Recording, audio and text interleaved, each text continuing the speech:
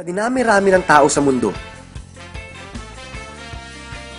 at sa average lifespan ng isang tao, ano nga ba ang chances na makilala mo ang soulmate mo? Yung taong pinaka-espesyal sa lahat. Yung taong gets ka, pati sa lahat ng topak mo sa buhay. Tulad ng pagkaka-addict mo sa gadgets at video games.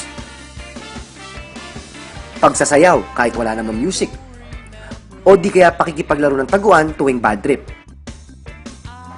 Pangangasar at pangungutos para maglambing. Sa totoo lang, less than 1%. Bakit? Sa 7 billion na tao sa buong mundo, 4% lang ang posible makilala mo. Kalahati doon, opposite sex. At 8% lang ang kapareha mo ng age bracket. Ibawas mo pa doon ang di magaling mag-English. Pati na rin ang status na married, in a relationship, at it's complicated. Lalo na mga hindi mo ka-wavelength. Maswerte ka na kung di ka bababa sa 0.5%.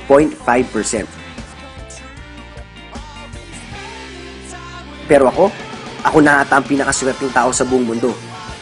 Dahil bata pa lang ako, na-meet ko na ang soulmate ko. 10 taon na ang nasayang ko nung nagkahiwalay tayo.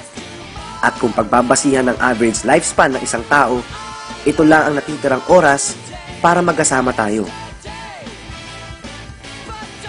Pero pangarap kong mahigitan yun.